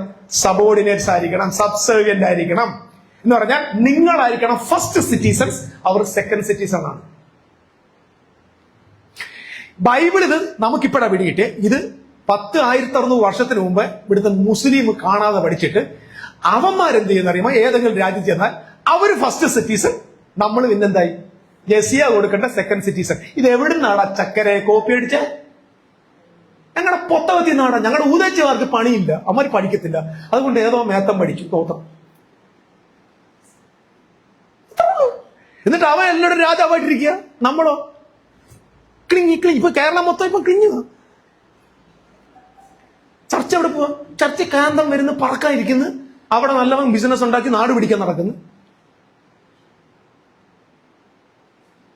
Praise Lord. ഇനിയെങ്കിലൊക്കെ ഒന്ന് ഉണരണം നമ്മൾ, അല്പം ഒരു ബുദ്ധിയോടെ. ഇതിപ്പോ അണ്ണാൻ ആനയോളം വാ തുറക്കാൻ അറിയത്തില്ലെങ്കിലും അണ്ണാനും വാ തുറക്കാം. ഒരു കടിയെങ്കിലും കടിക്കാൻ എനിക്ക് പറ്റും, ആനയുടെ അത്ര മുമ്പിക്കില്ലെങ്കിൽ. ഞാൻ ഈ പറയുന്ന സത്യം കേൾക്കും. അപ്പൊ പുതുനിയമത്തിൽ തമ്പുരാൻ ആരെ ഉൾപ്പെടുത്തുമെന്ന് പറഞ്ഞിരിക്കുന്നു? Okay, so very serious message. കാട്ടിലെ മൃഗങ്ങൾ, ആകാശത്തിലെ പറവകൾ, പിന്നെന്താ? നിലത്തിലെ ജാതി. അടുത്ത ചോദ്യം, ആദമിനോട് പറഞ്ഞു നിലത്തിലെ ജാതിയുണ്ട്, കാട്ടിലെ മൃഗമുണ്ട്, ആകാശത്തിലെ പറവയുണ്ട്, പക്ഷെ സമുദ്രത്തിലെ മത്സ്യമുണ്ട്. പക്ഷെ ഇവിടെ എന്തില്ല? മത്സ്യമില്ല. എന്തു പറ്റി? പുതിയ നിയമത്തിൽ എന്തില്ല? സമുദ്രമില്ലാത്തത് കൊണ്ട് മത്സ്യങ്ങളുമായിട്ട് എന്തില്ല? കമോൺ. വെളിപ്പാട് ദിവസം 21 എന്താ പറഞ്ഞത്? ഞാൻ പുതിയ ആകാശവും പുതിയ ഭൂമിയും കണ്ടു. അപ്പോൾ എന്തില്ല? സമുദ്രമില്ല. എന്ന് പറഞ്ഞാൽ ജാതികൾ എന്നൊരു വേർതിരിവ് യേശുവിന്റെ ഭരണത്തിലില്ലെന്ന്. Praise Lord. നമ്മുടെ അച്ഛന്മാർ പ്രസംഗം കേട്ടിട്ടില്ലേ? ഭൂമിയിൽ 3 തരം ജനമാണുള്ളത്. 1 സഭ, 2 യഹൂദന്മാർ, 3 ജാതികൾ. കുമ്പനാട്ടും തിരുവല്ലയിലുള്ള അച്ചാച്ചന്മാർ എഴുന്നേറ്റ് പറയും, ജാതികളുടെ ഇടയിൽ നിന്ന് കർത്താവിനെ സ്വീകരിച്ച ദൈവത്തിന്റെ ദാസൻ ഇപ്പോൾ മുൻപോട്ട് വന്ന് പ്രസംഗിക്കും. എവിടെ നിന്ന്? ഇവൻ പിന്നെ യഹൂദ ഗോത്രത്തിന്റെ അപ്പൂപ്പൻ, യഹൂദ ഗോത്രത്തിലാണ്. ഇങ്ങനെ പറയണുണ്ട് ജാതികളുടെ നടുവിൽ. എടാ, എല്ലാം പറജാതി ആരുണ്ട്? നിന്റെയൊക്കെ അപ്പൂപ്പന്റെയും വല്യപ്പന്റെയും ഒക്കെ പേര് നീ നോക്കും, അല്ല എന്തൊക്കെയായിരിക്കും? ചൊക്കള കണ്ണനോ കിടക്കണ ഏതെങ്കിലും അത്തപ്പാടിയായിരിക്കും. എന്നിട്ട് ഇച്ചിരി മേനിയും ഒക്കെ വെളുത്ത് ഇച്ചിരി പൗഡറൊക്കെ ഇട്ട് കഴിഞ്ഞപ്പോ ആരായി? ജാതികളുടെ. ഈ ജാതി എന്ന് പറഞ്ഞാൽ ശരീരത്തിൽ ഈ തൊലിക്ക് അല്പം കറുത്ത്, വെള്ളപ്പാണ്ട് വന്നാലും അവര് സായിപ്പായിട്ട് എടുത്തോളും. പക്ഷെ കറുത്ത തൊലിയാണെ പറയും ഏതാ വർഗത്തിൽ നിന്നാണ്. കാട്ടുമൃഗത്തോടും ആകാശത്തിലെ പറവയോടും സമുദ്രത്തിൽ സകല ഭൂചര ജന്തുക്കളോട് ഞാൻ എന്ത് ചെയ്യും? ഉടമ്പടി ചെയ്യും. സമുദ്രത്തിലെ മത്സ്യമില്ല. കാരണം പുതിയ യെരൂശലേമിൽ പുതു നിയമത്തിൽ സമുദ്രമില്ല. Praise lord. there is no പ്രാകാരം. കട്ട് ചെയ്തു. വിശുദ്ധ സ്ഥലം കട്ട് ചെയ്തു. പുതിയ നിയമത്തിൽ ഒറ്റ സ്ഥലമേ ഉള്ളൂ, അത് അതിവിശുദ്ധ സ്ഥലമാണ്. അതുകൊണ്ടാണ് അതിന്റെ അളവ് നീളവും വീതിയും ഉയരവും തുല്യമാണ്. കാരണം നീളവും വീതിയും ഉയരവും തുല്യമുള്ള ഒറ്റ സ്ഥലമേ ഉള്ളൂ യെരൂശലേം ദേവാലയത്തിൽ. അത് ദൈവം വസിക്കുന്ന മന്ദിരം, ആ സ്ഥലം. അതിന്റെ അർത്ഥം എന്താ? പുതിയ നിയമത്തിൽ ദൈവവും നമ്മളും മാത്രമേ ഉള്ളൂ. there is no difference, there is no separation. Glory to God. പുറത്ത് എന്തുണ്ട്? നദി പോകുന്നുണ്ട്.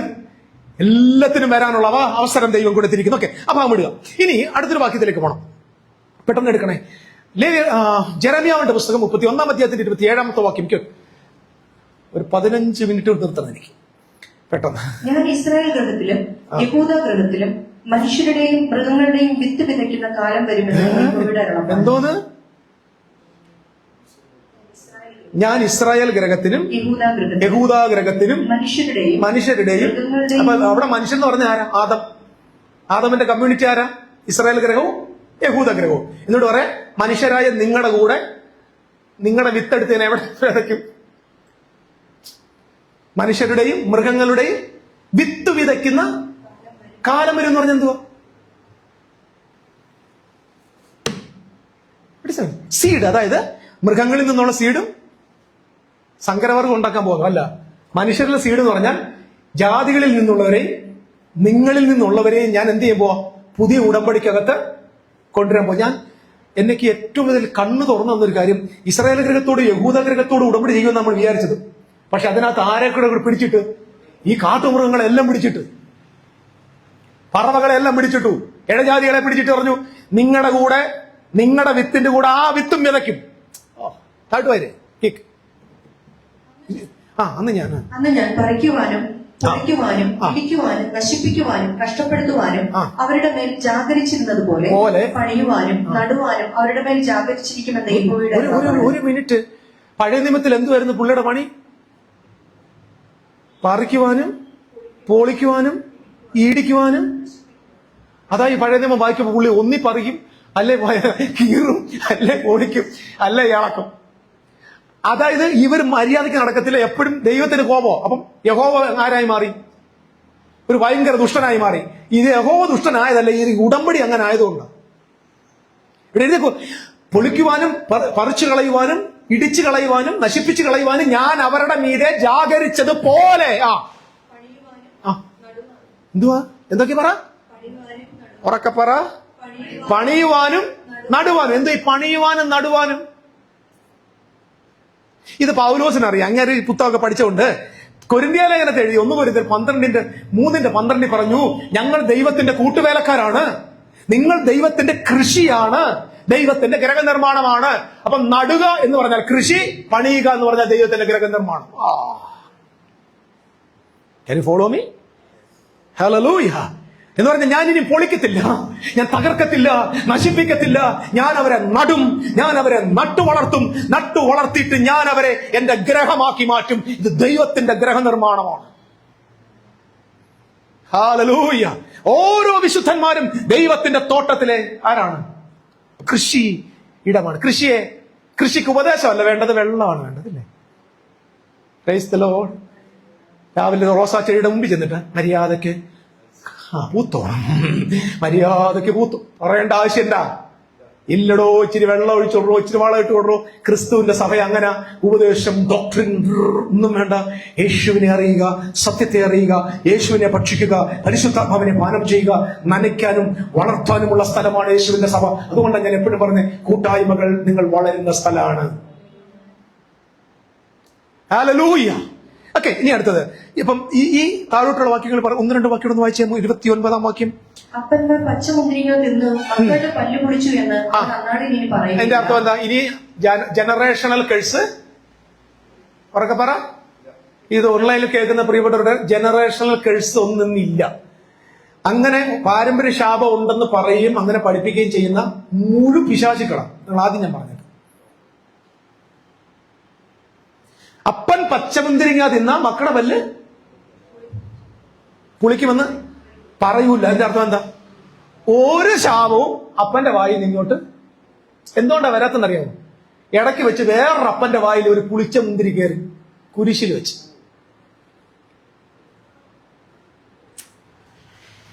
മനസ്സിലായി ഞാൻ പറഞ്ഞേ? ആരാ? ശിയാനമ്പരാൻ കുരിശിൽ കിടക്കുമ്പോൾ ദാഹിക്കുന്നു എന്ന് പറഞ്ഞപ്പോൾ പുളിച്ച വീഞ്ഞ് അവന്റെ നാവ്, അവന്റെ പല്ലിനെ പുളിപ്പിച്ചു. അവന്റെ പല്ല് പുളിച്ചതുകൊണ്ട് ഒരു ജനറേഷണൽ കേഴ്സും വീണ്ടും കർത്താവിന്റെ കൂടെ വന്നിരിക്കുന്ന ക്രിസ്തുവിലായിരിക്കുന്ന നിന്റെ മേൽ വരത്തില്ല. ദയവ് ചെയ്ത് ഭയമാണ് എപ്പോഴും വലുത്, മറന്നുപോകരുത്. ചുമ്മാതിരിക്കുന്നവരോട് നിനക്ക് കേഴ്സുണ്ടെന്ന് പറഞ്ഞാൽ അവൻ ചിന്തിച്ച് തൊലയും. അതേസമയം നീ അനുഗ്രഹിക്കപ്പെട്ടവനാന്ന് പറഞ്ഞാൽ അവൻ തല ഉയർത്തി ജീവിക്കും. I am telling the truth. ഇത് കപടമാണ്. ഇത് 100% ജനത്തെ കബളിപ്പിക്കുന്ന മാർഗമാണ്. There is no generational curse. ഞാൻ എപ്പോഴും പറയാറുണ്ട്, ഈ ജനറേഷണൽ കർസിനകത്ത് വ്യക്തത അറിയോ? വായിച്ചിട്ടുണ്ടോ? പുറപ്പാട് ദിവസത്തിൽ ജനറേഷണൽ കർസ് ഒരു രസമാണ്.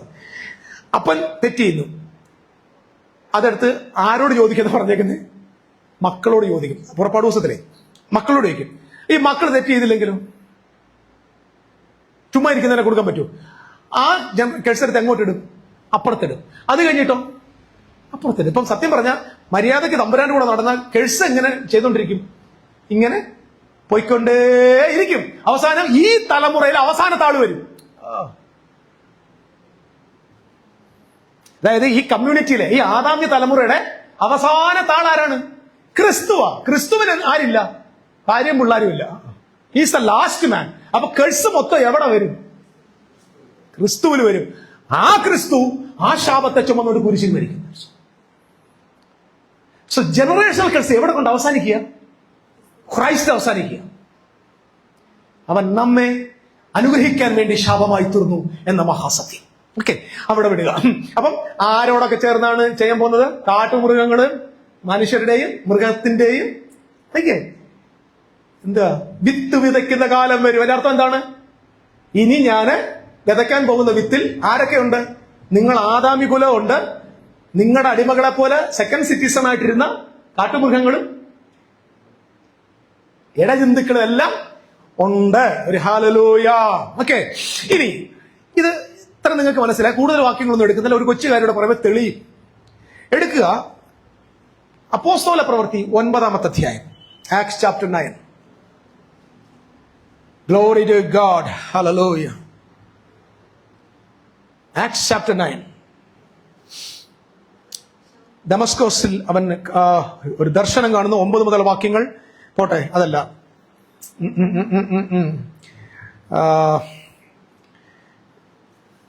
അല്ലല്ല, സോറി 10-ാം വാക്യം. സോറി 10-ാം അധ്യായമാണേ, 9 അല്ല 10.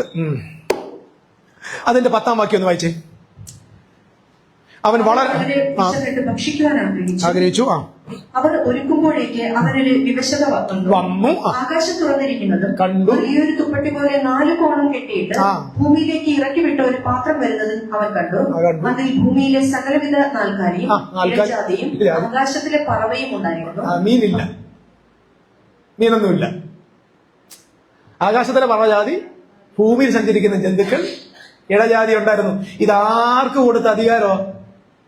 ആദാമേ, നീ ഇതേ വാഴണം എന്ന് പറഞ്ഞ് അന്നത്തെ മനുഷ്യകുലത്തിന്റെ മുമ്പില് തഴയപ്പെട്ട ഇവർ ദൈവത്തിന്റെ ജനം, ബാക്കിയുള്ളവർ സാമാന്യ ജനമാണ്. ആ നിലയിൽ കണ്ട ഇവരോട് പറയാണ്, പത്രോസേ താണ്ടേ ഇതിനെ മൊത്തം ഒരു പാത്രത്തിലാക്കി തന്നിരിക്കുക, അറുത്തങ്ങ് തിന്നു എന്ന് പറഞ്ഞാൽ, അറുത്ത് തിന്നു എന്ന് പറഞ്ഞാൽ തരും. എടാ, തിന്നു കഴിയുമ്പോ നീയും അത് ഒന്നായി പോത്തില്ലേ? യേശുവിനെ തിന്നു പറഞ്ഞെന്താ? ക്രൈസ്റ്റ് ഞാനും ഒന്നാകും. അപ്പം ഈ മൃഗത്തെയൊക്കെ നീ തിന്നാൻ പറഞ്ഞ അർത്ഥം എന്താ? എടാ യഹൂദ, നീയും അവനെ ഒന്നാകും, നിങ്ങളെ രണ്ടും കൂടെ ചേർത്താ ഞാൻ വിതയ്ക്കാൻ പോകുന്നത്. അതാ പുതിയ നിയമം. സന്തോഷമുള്ളവർക്കായി സ്തോത്രം. Praise the Lord. ഹല്ലേലൂയ. നിങ്ങളെ അവസാനം എന്ത് പറഞ്ഞു? പുള്ളി കട്ട യഹൂദനായിരുന്നു, കാട്ടായവന്. ഞാൻ അശുദ്ധമായതൊന്നും ഇതുവരെ തൊട്ടിട്ടില്ല. 2ാമത്തെ പ്രാവശ്യം വീണ്ടും ദർശനം ഉണ്ടായി. ആ പറയുമ്പോ കർത്താവ് പറഞ്ഞൊരു വാക്കുണ്ട്, ദൈവം വിശുദ്ധീകരിച്ചതിനെ നീ മലിനമെന്നെണ്ണരുത്. അതിന്റെ അർത്ഥം എന്താ? മീനിങ് വിശുദ്ധീകരിക്കുക എന്ന് പറഞ്ഞതിന്റെ അർത്ഥം എന്താ? വിശുദ്ധീകരിക്കുക എന്ന് പറയാൻ മനസ്സിലാക്കേണ്ടത്, ദൈവം തനിക്കായി വേർതിരിച്ചിരുന്നു. പണ്ട് നിങ്ങളായിരുന്നു ദൈവത്തിന്റെ വിശുദ്ധ ജനം. അങ്ങനെയാണെങ്കിൽ ഇനി മുതൽ നിങ്ങൾ മാത്രമല്ല, ഈ ഇഴജാതിയും ഈ പറവജാതിയും നൽക്കാലിയും ഈ ഇഴയുന്ന സകല സാധനങ്ങളും എന്റെ ഉടമ്പടിയിൽ വിശുദ്ധ ജനമാണ്. ഞാൻ അവരെ വിശുദ്ധീകരിച്ചു. എവിടെ വെച്ച് വിശുദ്ധീകരിച്ചു? ഇവരുടെ നേരെ ഉണ്ടായിരുന്ന മുഴുവൻ ഓർഡിനൻസും, അല്ലെങ്കിൽ ആ ജനതയ്ക്ക് ഇതിലേക്ക് പ്രവേശനം തടസ്സമായി നിന്ന മുഴുവൻ സാഹചര്യവും കുരിശിൽ അവസാനിപ്പിച്ചു. യേശു ക്രിസ്തുവിന്റെ കാലം വന്നപ്പോ പറയാണ്, ഞാൻ വിശുദ്ധീകരിച്ചതിനെ നീ അശുദ്ധമെന്നെണ്ണരുത്. Oh my God, hallelujah. ഞാൻ പ്രിയപ്പെട്ടവരെ, നിങ്ങൾക്ക് ഇതേ വെളിപ്പാടാണ് നമ്മൾ എഫേസ്യർ 2-ാം അധ്യായത്തിന്റെ 11 മുതൽ വാക്യം നോക്കി. എഫേസ്യർ 2-ാം അധ്യായത്തിന്റെ 11 വാക്യങ്ങൾ. ഞാൻ വാക്കുകൾക്ക് നിർത്താം. Praise the Lord. ആകയാൽ നിങ്ങൾ മുമ്പേ പ്രകൃതിയാൽ ജാതികളായിരുന്നു. പ്രകൃതിയാൽ ജാതികളായിരുന്നു, നാച്ചുറൽ പീപ്പിൾ. അടുത്തത് ജഡത്തിൽ കഴിയാനുള്ള പരിച്ഛേദനയേറ്റ് പരിച്ഛേദനക്കാർ എന്ന പേരുള്ള പരിച്ഛേദനക്കാരുള്ളവരാൽ അഗ്രഹ ചർമ്മക്കാർ എന്ന് വിളിക്കപ്പെട്ടിരുന്നു. അക്കാലത്ത് നിങ്ങൾ ക്രിസ്തുവിനെ കൂടാതെയുള്ളവരും ഇസ്രായേൽ പൗരതയോട് സംബന്ധമില്ലാത്തവരും, ഇവർക്ക് പൗരത്വം ഇല്ലായിരുന്നു, ഇസ്രായേൽ പൗരയുടെ ബന്ധമില്ലായിരുന്നു, വാഗ്ദത്തത്തിന്റെ നിയമങ്ങൾക്ക് പ്രത്യാശയില്ലാത്തവരും ലോകത്തിൽ ദൈവമില്ലാത്തവരുമായിരുന്നു എന്ന് ഓർത്തുകൊള്ളു. ആരായിരുന്നു? ദൈവമില്ലാത്തവരായിരുന്നു. വാഗ്ദത്തമില്ല, ദൈവമില്ല, ദൈവിക പാടില്ല, ക്രിസ്തുവില്ല, ഒന്നുമില്ല. ഇവരെ ആരാ വിളിക്കുന്നത്? They are the beasts in the old covenant. They are outside the city. They are not in the covenant of God. They don't have God. അവർക്ക് ദൈവമില്ല എന്ന് വലിച്ചു നോക്കിയേ. അവർക്ക് ദൈവമില്ല, വാഗ്ദത്തമില്ല, ഒന്നുമില്ല. ഇപ്പോഴോ വായിച്ചേ, ഇപ്പോഴെന്ത് കിട്ടി നോക്കി? ദൂരസ്ഥരായ നമ്മൾ ഇപ്പോൾ ക്രിസ്തുവിന്റെ രക്തത്താൽ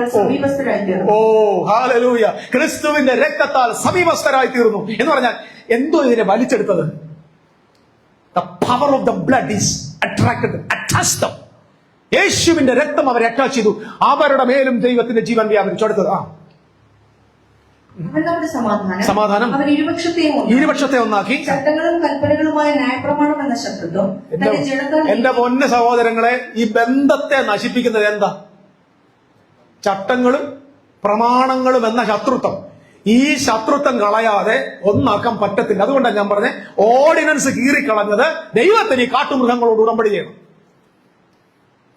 ചട്ടങ്ങളും പ്രമാണങ്ങളും എന്ന ശത്രുത്വം നീക്കി നടുച്ചുവർ ഇടിച്ചു കളഞ്ഞ. അടുത്ത വാക്യം ജഡത്താൽ നീക്കി വേർപാടിന്റെ നടുച്ചുവർ ഇടിച്ചു കളഞ്ഞ സമാധാനം ഉണ്ടാക്കിക്കൊണ്ട് ഇരുപക്ഷത്തെയും തന്നെ ഒരേ പുതുമനുഷ്യനാക്കി. എല്ലാരും പറയാം, എല്ലാരെയും ആരാക്കി മാറ്റി? എല്ലാരെയും കൂടെ ചേർത്ത് ക്രിസ്തുവിൽ ഒരു പുതു മനുഷ്യനാക്കി മാറ്റി. That is the last man, second man, Jesus Christ. Hallelujah. അനേക വർഷങ്ങളായി നമ്മുടെ മനസ്സിൽ പറഞ്ഞും വായിച്ചും അറിയാവുന്ന ഒരു വാക്യം പരിശുദ്ധാത്മാവ് ഈ സന്ധ്യയ്ക്ക് നമുക്ക് തെളിയിച്ചു തന്നിരിക്കുക. നമ്മൾ അതായിരുന്നു. Now we are equal with the heavenly people. Amen. നല്ല church is the communication of the old generation. ഈ ഓൾഡ് ജനറേഷൻ പീപ്പിൾക്ക് എന്ത് സംഭവിച്ചു? പറ. ഇവർക്കാണ് പുതുജനനം കൊടുത്തു. ഞാനതാ പറഞ്ഞു. വീണ്ടും ഞാൻ ആരെ? ഈ പഴയ നിയമത്തിൽ ഇരുന്നവരെ പുതുജനനം കൊടുത്തു. നമുക്ക് പുതുജനനം കൊടുത്തോ? ഇല്ല. നമ്മൾ ജനിച്ചിട്ടില്ലല്ലോ. നമ്മൾ ദൈവം ഇല്ലാത്തവരല്ലേ. നമുക്കെന്ത് കിട്ടി? പുത്രൻ മുഖാന്തരം ഡയറക്റ്റായി പുത്രത്വം കിട്ടി. അവരെ വീണ്ടെടുത്തു, നമുക്ക് പുത്രത്വം തന്നു. അവരെ വീണ്ടും ജനിപ്പിച്ചു, നമ്മെ ക്രിസ്തുവിൽ ജനിപ്പിച്ചു. ഒരു നല്ല ആമേൻ. Glory to God. We are God's people. ഇന്ന് സന്ധ്യയ്ക്ക് ഇവിടെ ഇറങ്ങുമ്പോ അഭിമാനത്തോടെ പോണം. എന്റെ മഹാദൈവം, എന്റെ കർത്താവ്, അവൻ ചെയ്യുന്ന അവന്റെ രാജ്യത്തിലെ അവന്റെ പ്രജയാണ് ഞാൻ. അവന്റെ പ്രിൻസാണ്. അവൻ രാജാവായിരിക്കുന്നു, ഞാനും അവനെ പോലെ വാഴുന്നു. അവൻ വിശ്വസിക്കുന്ന പ്രിയപ്പെട്ടവരെ, റൂളിംഗ് ഇൻ ദ ലൈഫ്. മരണമല്ല വാഴുന്നത്, ജീവൻ വാഴ്ച നടത്തുന്നു. ഇന്ന് വാഴ്ചയില്ല. ഇന്ന് ആരെയും നമ്മൾ വാഴുന്നില്ല. എല്ലാവരും ആരാണ്? തുല്യന്. ഒരു വാക്യോടെ വായിച്ച് നിർത്തിക്കോട്ടെ. എനിക്കത് പിന്നെ വായിക്കാൻ പറ്റത്തില്ല. ദയവായിട്ട് ഓടിപ്പോ. യെശയ്യാവ് 11:6 മുതൽ.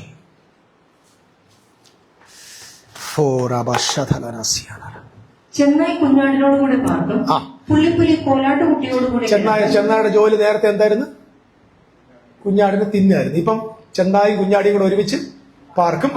പുള്ളിപ്പുലി കോലാട്ടുകുട്ടിയോടുകൂടെ കിടക്കും. ഈ പുള്ളിപ്പുലി ആരാണ്? കവനന്റില് നമ്മൾ നേരത്തെ വായിച്ച അലക്സാണ്ടർ, അവരുടെ ഗ്രീക്ക് സാമ്രാജ്യം. അടുത്ത് വായിച്ചു. പശുക്കിടാവും ബാലസിംഹവും ചെന്നായി കോലാട്ടൂറ്റ് എന്ന് പറഞ്ഞാൽ എന്താ? ചെന്നായി ആരുടെ കൂടെ കിടക്കുന്നു? ഒന്നുകൂടെ പതുക്കെ പോയി. ആട്ടിൻകുട്ടിയുടെ കുഞ്ഞാടെന്ന് പറഞ്ഞാൽ അറിയാമോ? മര്യാദക്കൊക്കെ നടക്കുന്ന വിശ്വാസി. ദൈവത്തെ സ്നേഹിച്ച് നടക്കുന്ന നല്ല കുഞ്ഞുങ്ങളുടെ പേരാണ് കുഞ്ഞാട്. അടുത്ത വാക്യം. പുള്ളിപ്പുലിയെ പിടിച്ച് ആരുടെ കൂട്ട കിടത്തിയേക്കുന്നത്? ഈ കോലാട്ടൂറ്റ് എന്ന് പറഞ്ഞാൽ കുരുത്തം കെട്ട വിശ്വാസികൾ, തലതിരിഞ്ഞ വിശ്വാസി, സഭായത്തിന് കറക്റ്റ് വരാത്ത വിശ്വാസി. കോലാട്ടൂറ്റ് വരുന്നവരല്ല, നിങ്ങൾ ആട്ടിൻകുട്ടികളാണ്. അടുത്തത് പശുക്കിടാവും ബാലസിംഹവും. ഈ സിംഹം ആരെ കാണിക്കുന്നത്? ബാബിലോൺ. അപ്പൊ ഇത് കവനന്റൽ ലാംഗ്വേജാണ്. സിംഹവും പശുവും കൂടെ ഒരുമിച്ച് പുല്ല് തിന്നും. അടുത്തത് ഒരു ചെറിയ കുട്ടി അവയെ നടത്തും. ഏത് കുട്ടി നടത്തും? ഏതായ ചെറിയ കുട്ടി? ഒന്നാം വാക്യം വായിച്ചാ കുട്ടിയുടെ കാര്യം അവിടെ ആയിട്ടുണ്ട്. എന്നാൽ ഇശ്രായേലിന്റെ കുറ്റിയിൽ നിന്നൊരു മുള പുറപ്പെടും. ആ കുറ്റിന്ന് വന്ന കുട്ടിയാ, ഈശായുടെ കുറ്റിന്ന് വന്ന കുട്ടിയാണ് യേശു. അപ്പൊ ഈ കാട്ടുമൃഗങ്ങളെ, നല്ല മൃഗത്തെ എല്ലാം ഒരേ ഒരു കുട്ടി മേയ്ക്കുമെന്ന്. It's about Jesus Christ. Now God is ruling through his son Jesus. Amen. അടുത്ത വാക്യം. പശു കരടിയോടുകൂടെ മേയും. നിങ്ങളെ ഇത് ഒരു ഇടയ്ക്ക് വെച്ച് ഇത് നിങ്ങൾ പറ്റുമെങ്കിൽ ഏതെങ്കിലും പെന്തിക്കോസ് ഭാഷ ഉപയോഗിക്കണം. ഇതെന്തോ ഈ വാക്യം? അവർ പറയും യേശു ക്രിസ്തു 1000 ആണ്ട് വാഴാൻ വരും. അന്ന് ദൈവം ഈ പശുവിന്റെ കൂടെ സിംഹം ഇരുന്നിട്ട് വെജിറ്റേറിയൻ തിന്നും, അവരുടെ പല്ലെല്ലാം പൊഴിഞ്ഞു പോകും. പിന്നെ പിള്ളേർ സമയം കിട്ടുമ്പോഴൊക്കെ എവിടെ പോയി പൊത്ത കൈയിടും, സർപ്പത്തിന്റെ. പിന്നെ അവർക്ക് കീബോർഡ് കളിക്കാൻ സമയമില്ല, സർപ്പത്തിന്റെ പൊത്ത കൈയിടും, പിന്നെ അണലിയുടെ പിടിച്ചെടുക്കും. ഇത് ഞാൻ പറയല്ല, ഇത് ഇങ്ങനെ തന്നെ സംഭവിക്കു പോകുന്നു എന്ന് വിശ്വസിക്കുന്ന മഹാന്മാരാണ് 90%. ഇത് പറയുമ്പോൾ എനിക്ക് ഇച്ചിരി രോഷമുണ്ടോ. ഞാൻ ഒരു ടീച്ചർ ആയതുകൊണ്ടാണ് തോന്നുന്നു കേട്ടോ. ഈ ടീച്ചർമാർക്ക് പ്രത്യേകം അറിയാലോ, പല പ്രാവശ്യം പറഞ്ഞ് മനസ്സിലായില്ല. എന്ത് ചെയ്യും? 4 3 എത്രടാ? അത് 6. 4 3 എത്രടാ? 7 എന്ന് പറ. അത് 6:45 സാറേ. എടാ 7 അല്ല 7.1 സാറേ. എന്ത് ചെയ്യും പറ?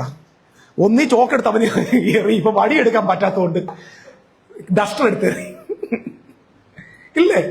ഈ ഒരു സമയമാണ്. കാരണം ഞാൻ ഈ കഴിഞ്ഞ ഇടയ്ക്ക് ഒരുത്തനോട് ചോദിച്ചോ, യേശു പറഞ്ഞൊരു വാചകം നിനക്ക് വിശ്വാസമുണ്ടോ? ഞാൻ വിശ്വസിക്കുന്നു. യേശു പറഞ്ഞു, മനുഷ്യപുത്രൻ തന്റെ മഹത്വത്തിൽ വരുന്നത് കാണുവോളം മരണം ആസ്വദിക്കാത്തവർ ഈ നിൽക്കുന്നവരിലുണ്ടോ?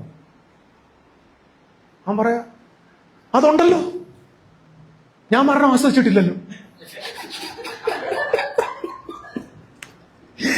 ഞാൻ മരണം ആസ്വദിച്ചിട്ട് ഞാൻ പറഞ്ഞു, അപ്പൊ നീ ആ പറഞ്ഞ സമയത്തുണ്ടായിരുന്നു. അല്ല, ഞാൻ പുസ്തകം വായിച്ചപ്പോൾ എനിക്ക് വല്ല എന്നെ കുറിച്ച് പറയുന്നത് അവന്റെ ബുദ്ധി പോയൊക്കെണ്ടോ? ജീസസ് ക്രൈസ്റ്റ് ആ തലമുറയോടെ നോക്കി പറഞ്ഞിട്ട് വെച്ചാൽ ഇവിടെ ചാകാത്ത കുറെ നിൽക്കുന്നു.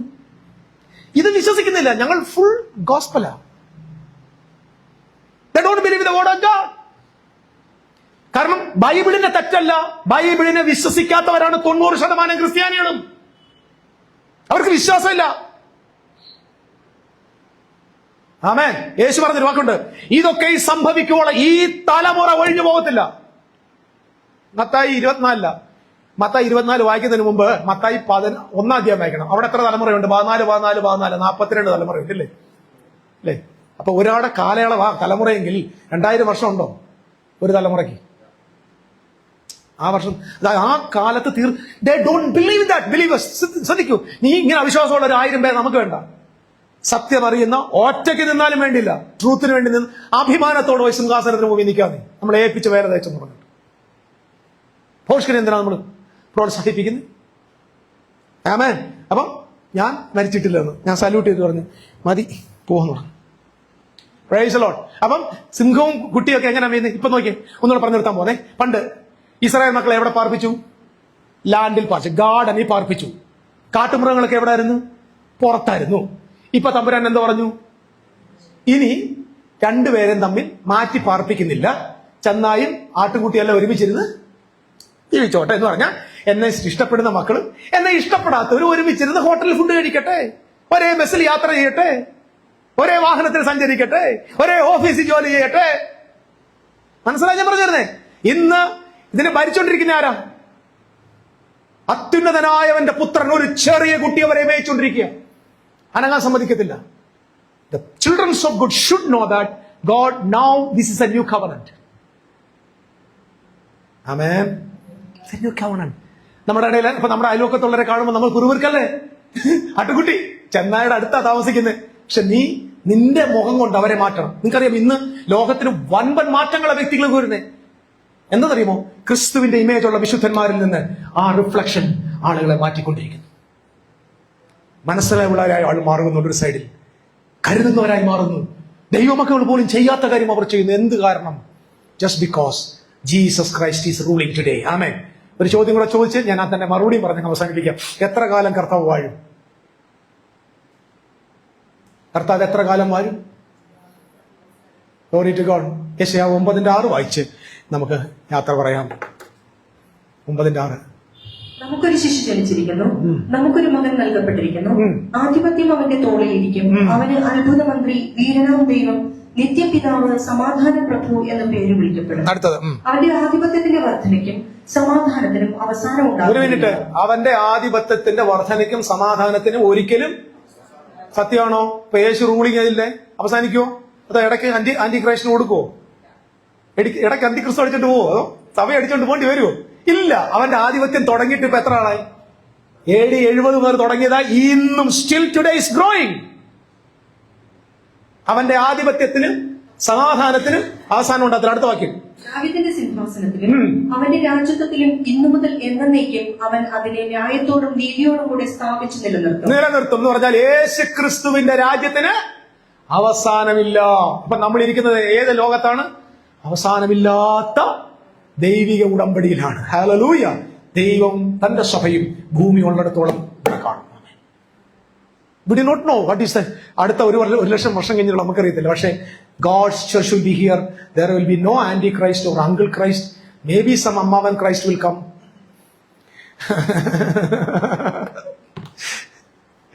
So believe in the Lord. Be joyful. Christ is ruling you. Amen. കണ്ണടയ്ക്കാൻ പ്രാർത്ഥിക്കാം. കർത്താവേ, ഞങ്ങൾക്ക് നൽകിയ വിടുതലിനായി സ്തോത്രം. കേൾപ്പിച്ച വചനത്തിനായി നന്ദി. പഴയ നിയമത്തെയും പുതിയ നിയമത്തെയും ചേർത്ത് പഠിപ്പാൻ ഞങ്ങൾക്കും ദൈവം അവസരം തന്നു. ഒരു കാലത്ത് ഞങ്ങൾ പുറത്തായിരുന്നു, പക്ഷെ ഞങ്ങൾക്ക് ക്രിസ്തു മുഖാന്തരം അകത്ത് വന്ന് പുതുമനുഷ്യനെ ധരിപ്പാൻ ഭാഗ്യം തന്നതിനാൽ സ്തോത്രം. ഈ വെളിപ്പാടിൽ നിന്റെ ജനം വളരട്ടെ. ഇത് നിന്റെ ഭവനമായി വളരട്ടെ എന്ന് പ്രാർത്ഥിക്കുന്നു. അത് യേശുവിൻ നാമത്തിൽ തന്നെ.